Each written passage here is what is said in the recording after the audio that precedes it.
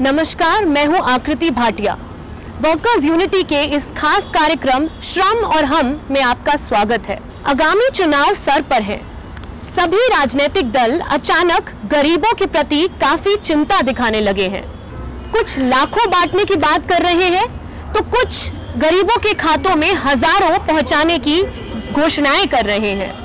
पर जिस घोर संकट से गरीब गुजर रहे हैं उसके बारे में कोई बात नहीं कर रहा, और वो संकट है ऐतिहासिक स्तर पर पहुंचती बेरोजगारी।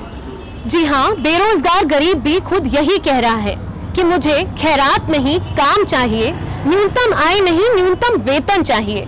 और जहां न्यूनतम वेतन की बात आती है तो पूरा शासन ही झिझकने लगता है, क्योंकि जब तक सुरक्षित रोजगार नहीं देंगे तो वेतन कहां से लाएंगे। और जब ये बेरोजगार मजदूर कुछ रेडी पटरी का काम चालू करने की कोशिश करता है तो सौंदर्यकरण या स्मार्ट सिटी के नाम पर इन्हें हटा दिया जाता है।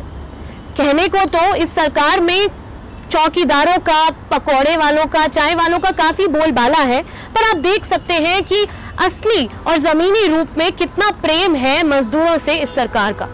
तो चलिए बेरोजगारी पर इन चौंकाने वाले आंकड़ों पर नजर डालते हैं। और ये वही आंकड़े हैं जो सरकार अभी भी प्रकाशित नहीं करना चाह रही, और जो डेटा लीक हो चुका है उसे मानने को तैयार नहीं है। नोटबंदी के बाद बेरोजगारी पर एनएसएसओ की रिपोर्ट के अनुसार 2017-18 में बेरोजगारी का स्तर 6.1 तक आ पहुंचा है। ये 45 सालों में सबसे अधिक बताया जा रहा है। ये तादाद 2011-12 में मात्र 2.2% तक ही था। गांव के बेरोजगार जवान पुरुषों की अगर बात करें तो 2011-12 में ये आंकड़ा 5% था, वही 17-18 में 17.4% पर आ पहुंचा है। रिपोर्ट्स के अनुसार मनरेगा की दिहाड़ी में भी कोई वृद्धि नहीं आई है। रिपोर्टों के अनुसार 100 दिन की गारंटीड रोजगार जो होनी चाहिए उसमें भी मजदूरों को 50 दिन का रोजगार पाने में भी बहुत संकट हो रही है। तो आप देख सकते हैं कि बेरोजगारी का स्तर कितनी तेजी से बढ़ रहा है। और इसके साथ कुछ अन्य आंकड़ों को और भी हमें देखना चाहिए। अगर आप देखेंगे कि क्राइम रिकॉर्ड्स में भी बहुत बढ़ोतरी देखने को मिल रही है, भिखारियों की संख्या बढ़ती जा रही है, और कहीं ना कहीं ये सब चीजें आपस में जुड़ी हुई हैं। शहरी इलाकों में भी रोजगार में भारी मात्रा में गिरावट देखी गई है। महिलाओं में रोजगार की स्थिति और भी चिंताजनक है। 2011 से 12 में 4.8% से बेरोजगारी 13.6% तक आ पहुंची है। यहाँ तक कि पढ़े लिखों की अगर बात करें तो बेरोजगारी तेजी से बढ़ रही है। 2004 से 5 में 9.7% बेरोजगार थे। 2011-12 में ये 15.2 तक पहुंचे, और वहीं 2017-18 में 17.3 पर आ पहुंचा है। एक और रिपोर्ट की बात करना चाहूंगी, centre for monitoring Indian economy, जिसके अनुसार 2017 में केवल 4 महीनों में ही 15 लाख नौकरियों में गिरावट देखने को मिली। वर्कर्स यूनिटी पिछले 8 महीनों से जमीनी रिपोर्टिंग कर रहे हैं, और एक आंकड़ा हमारा भी है जिसकी पुष्टि हम करते हैं। नोटबंदी के बाद सैकड़ों ऐसी फैक्ट्रियां हैं जो बंद होने की तादाद पे हैं।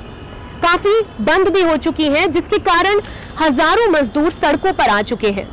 गुड़गांव मानेसर बेल्ट की अगर बात करें तो उसी इंडस्ट्रियल बेल्ट पे 12 ऐसी फैक्ट्रियां हैं, कंपनियां हैं जो बंद हो गई। और ऐसे ही उत्तराखंड के सिडकुल इंडस्ट्रियल क्षेत्र में भी माइक्रोमैक्स और डेल्टा जैसी कंपनियां बंद हो गई।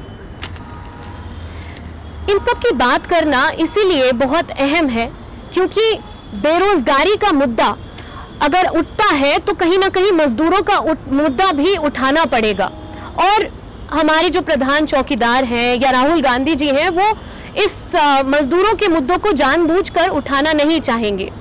यूं तो छात्राओं की बात करें, जवानों की, दलितों की, सब अपने अपने अधिकारों को एसर्ट कर रहे हैं, पर मजदूर वर्ग जो कि देखा जाए तो सबसे संगठित है, उनका सवाल इन चुनाव में कहीं ना कहीं बिल्कुल ही मिसिंग है। वर्कर्स यूनिटी के खास कार्यक्रम श्रम और हम देखने के लिए बहुत बहुत शुक्रिया। हमारे चैनल को सब्सक्राइब करिए, बेल आइकन दबाइए, YouTube पे हमारी वीडियोस को शेयर करिए और Facebook पर भी फॉलो कीजिए। एक मजबूत मजदूर मीडिया खड़ी करने में अपनी भागीदारी दिखाइए।